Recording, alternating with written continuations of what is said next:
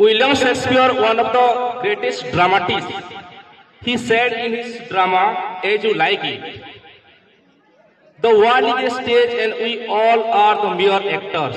After performing our respective roles, we leave the stage. Everything is fish and predestined. Even bread and butter is fish and predestined. How long we stay and depart, it is also fish and predestined. We all are sitting in a live of train. When our respective station will come, we will leave the train. सम्मान्य principal महोदय, समस्त शिक्षक एवं शिक्षार्थी वृंद, दीर्घ 9 वर्ष धरी निरंतर ए विद्यालय पाई निजर अकुंठित सेवा प्रदान करि आसुथिबा तथा निजर बलिष्ठ व्यक्तित्व और दिग्दर्शन रे ए विद्यालय को गौरव विमंडित करिथिबा विदायी हिंदी शिक्षक श्री देवाशीष बाग महोदय एवं समस्त छात्र छात्री माननकु ए विदायी कालीन सभा को हार्दिक हार्दिक स्वागत। अति दुखर सहित मते कहवाक पड़ुछि जे दीर्घ 9 वर्ष धरी ए विद्यालय प्रगति पाई निज मन और प्राण को उत्सर्ग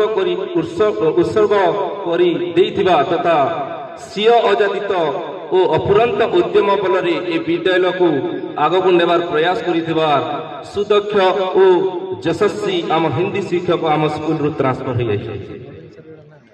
सरकार निर्धारित नियम अनुसार श्री बाग सार शारीरिक स्तर रे ए विद्यालय रु दूरे जाउछंती सत, मात्र मानसिक स्तर रे से ए विद्यालय ठारू केबे हेले अलगा ही परिबे नाही।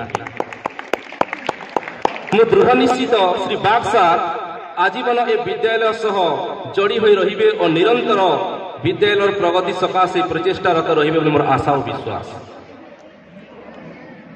जो शिक्षा प्रणाली बल से समस्त छात्र छात्री प्रिय होइछंती ताकू जारी रखिबाकू से केबे भी कुंठाबोध करिवे नाही।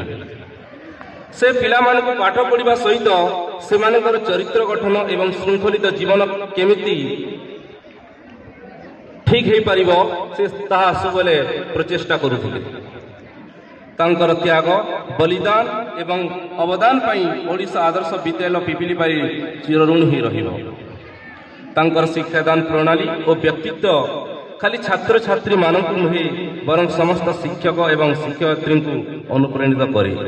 मु व्यक्तिगत भाव में तांकर भाषण एवं एंकरिंग प्रभावित होइछि। आज एही विदायी समारोह रे आम पिपिलीपाली परिवार तरफ श्री बाग सारंग को अनेक अनेक शुभेच्छा एवं शुभकामना।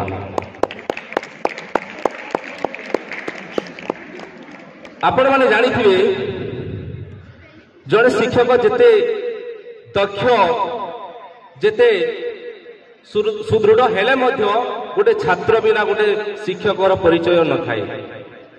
से दिन महाभारत रे अर्जुन बिना गुरु द्रोणाचार्य किसी परिचय नहीं।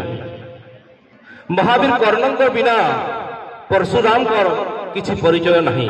तो गोटे छात्र ही गोटे शिक्षक को परिचय दे थाए एवं सफलतार चाबिकाठी पहुंचे थाए। तो आजिका ए विदायी समारोह रे मु समस्त छात्र छात्री मान को अनुरोध करुछि, आमंत्रण करुछि से माने आसिकी निजर अनुभूति प्रदान करिवे।